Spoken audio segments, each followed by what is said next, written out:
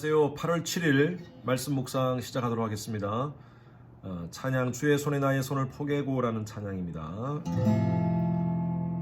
주보혈 날 정결케 하고 주보혈 날 자유케 하리 주 앞에 나 예배하는 이 시간 나의 모든 것을 주께 드리네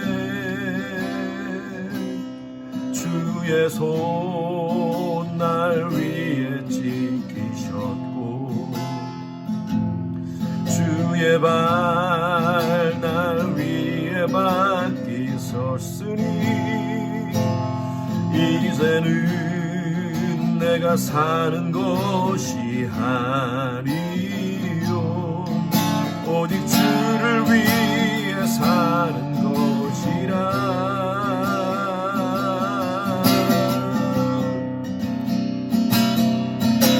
주의 손에 나의 손을 포개고 오 주의 발에 나의 발을 포개어 나 주와 함께 죽고 주와 함께 살리라 영원토록 주 위에 살리라 주의 손에 나의 손을 포개고 또 주의 발에 나의 발을 포개어 주와 함께 죽고 또 주와 함께 살리라 영원토록 주 위에 살리라 한 번 더 하겠습니다. 주의 손에 나의 손을 포개고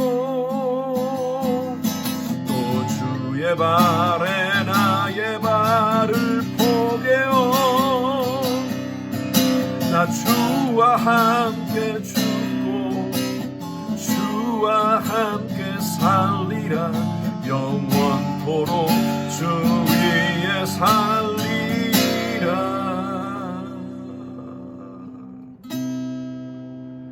주 위에 살리라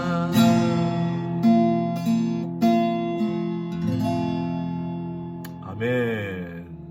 방금 불렀던 찬양 개인적으로 참 좋아하는 찬양입니다. 주의 손에 나의 손을 포개고 주의 발에 나의 발을 포개고 내가 주님 안에 살고 주님이 내 안에 살고 우리 신앙이 바로 이런 삶이 되어야 될 줄로 압니다. 우리 오늘 함께 묵상할 말씀은 로마서 8장입니다. 로마서 8장 1절에서 6절까지 말씀 찾으셨으면 우리 합독하겠습니다. 로마서 8장 1절에서 6절까지 말씀입니다.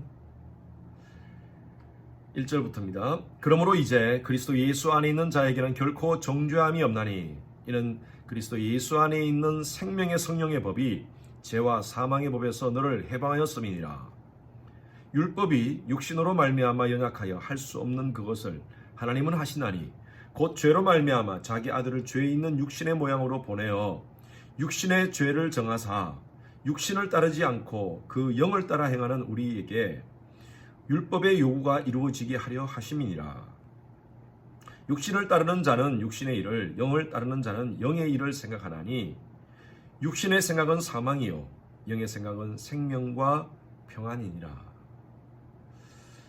여러분 사도 바울은 이 로마서 말씀을 통하여서 우리가 어떻게 구원받을 수 있는가, 율법이 아니라 행위가 아니라 오직 예수 그리스도를 통한 믿음으로 말미암아 즉 이신칭의로 우리가 구원받을 수 있다. 하나님 앞에 의롭다 인정받을 수 있다라고 계속 강조하고 있습니다. 여러분 저와 여러분들은 한국인 아니면 미국인입니다. 한국인은 한국에 살면서 한국 법에 따라서 살아야 될 사람입니다. 코리안이라 그러죠. 코리안. 미국 사람들은요. 아메리칸, 미국이라는 영토 속에 미국 법에 따라서 살아야 될 사람입니다. 그렇다면 저와 여러분들은 한국인이나 미국인이나 둘 중에 하나고, 그리고 우리가 꼭 같은 것이 있습니다. 그것은 바로 크리스찬입니다.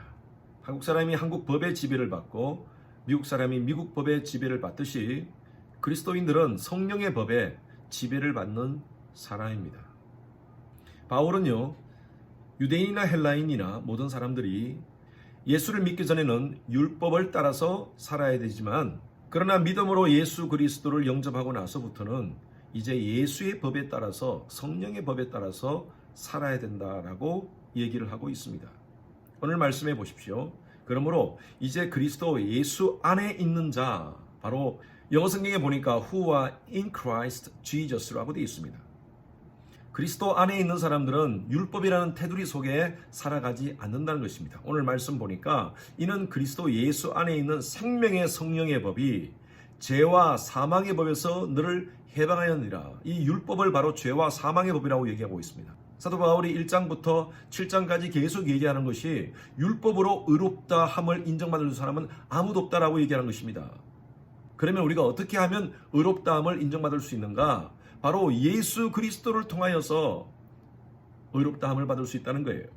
성령에 의해서 이끄심을 받는 자들은 죄와 사망의 법에서 자유한 자라.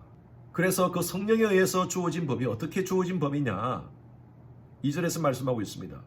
율법이 육신으로 말미암아 연약하여 할 수 없는 그것을 하나님은 하시나니 곧 죄로 말미암아 자기 아들을 죄에 있는 육신의 모양으로 보내어 육신의 죄를 정하사. 인간 스스로는 이 죄의 문제를 해결할 수 없지만 하나님께서는 독생자 예수 그리스도를 이 땅에 보내셔서 누구든지 예수 그리스도를 주라 고백하는 자에게 이 놀라운 구원의 은혜를 허락해 주셨다는 사실입니다.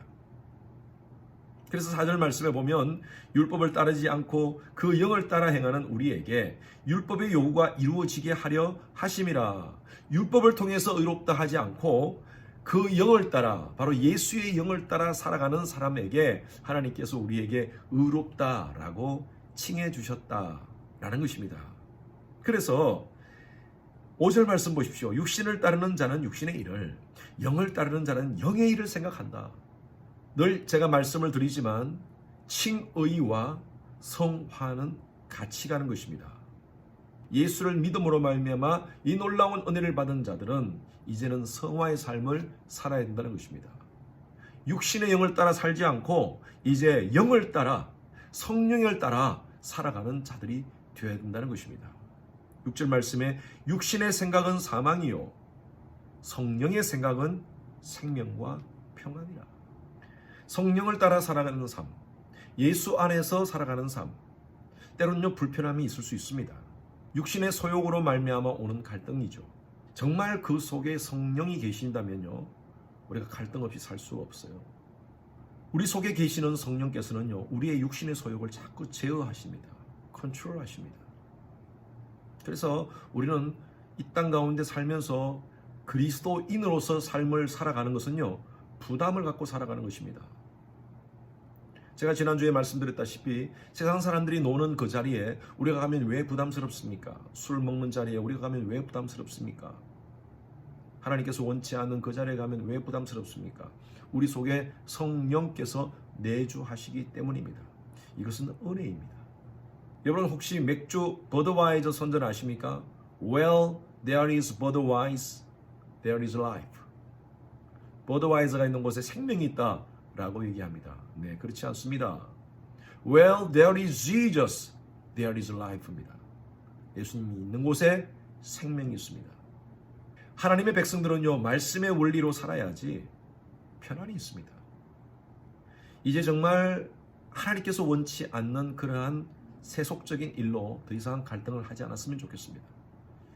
가끔 저한테 그렇게 질문하시는 분이 있습니다. 목사님, 주초 문제 어떻게 해결해야 됩니까?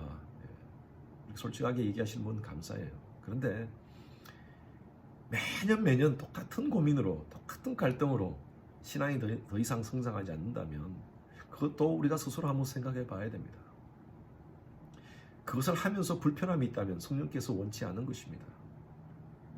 술 먹어도, 담배 피워도 구원받는 데는 지장이 없을 수도 있습니다. 물론 구원의 주권은 하나님께 있기 때문에요. 그러나 하나님께서는요, 너희가 하나님의 성전인 것과 하나님의 성령이 너희 안에 거하시는 줄을 알지 못하느뇨. 우리 가운데 성령이 계시는데 우리가 세상 사람들이 즐기는 것을 함께 즐기고 있다면 우리 마음이 불편할 수가 있습니다. 술, 담배 문제뿐만 아니라 다른 여러 가지 중독되는 것도 마찬가지입니다. 밤새도록 게임하는 것도 마찬가지입니다. 하나님이 원치 않는다면 여러분, 우리가 이제는 그 문제에 대해서 정리할 필요가 있습니다. 이제 신앙의 고도를 좀 높였으면 좋겠어요. 영어의 고도라는 단어는 altitude입니다. 태도라는 단어는요, attitude입니다. altitude가 높아지면요, attitude가 달라집니다. 여러분, 신앙도 마찬가지예요. 우리의 신앙의 고도를 높이면요, 우리의 신앙의 태도가 달라집니다. 세상적으로 갈등하는 그 문제들이 조금씩 해결되기 시작합니다. 이제 신앙의 수준을 조금 높였으면 좋겠습니다.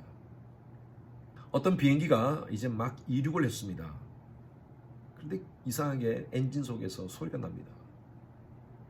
부기장이 확인을 하고 돌아와서 보고를 하는데 보니까 비행기 안에 쥐가 몇 마리 들어와 있다는 것입니다. 그 쥐가 지금 비행기의 전선을 갉아먹고 있다라고 얘기합니다. 그 얘기를 들은 기장은요, altitude를 높입니다. 고도를 계속 높입니다. 찍찍거리던 그 쥐들이 고도가 높아지니까요, 조용해진 거예요. 고도를 높이니까 산소가 모자라가지고 쥐가 다 죽었습니다. 여러분, 우리 속에 있는 죄악의 쥐들, 여전히 정리하지 못하는 잘못된 습관들, 그거 어떻게 정리합니까? 내가 끊으려면 힘듭니다. 주님을 더 가까이 하시면 돼요.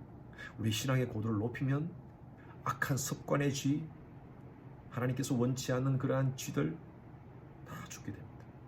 그래서 여러분, 내가 내 스스로 해결하는 것보다 더 하나님 가까이 하고 더 기도하고 더 말씀 보는 가운데 신앙의 고도가 높아지면 우리의 애리튜드가 달라지게 되어 있습니다. 저와 여러분들은 예수 안에서 예수로 사는 자입니다. 우리의 신앙의 고도를 높입시다. 주님을 더 가까이 합시다. 신앙생활을 하더라도 이제 제대로 합시다.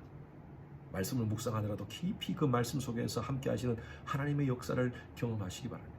기도를 통하여서 하나님과 깊은 영적인 친밀한 교제를 하시기 바랍니다.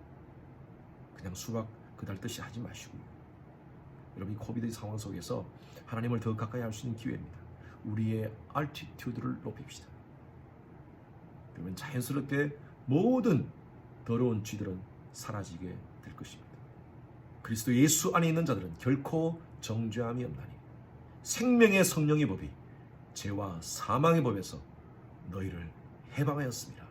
이 말씀 기억하시고요, 이제 우리의 신앙의 고도를 높여서 영적인 자유자로서 성령의 인도하심을 따라 살아가시는 여러분 되시기를 주님의 이름으로 축원합니다. 기도하겠습니다. 주님, 예수의 보혈로 구속받은 하나님의 자녀들입니다.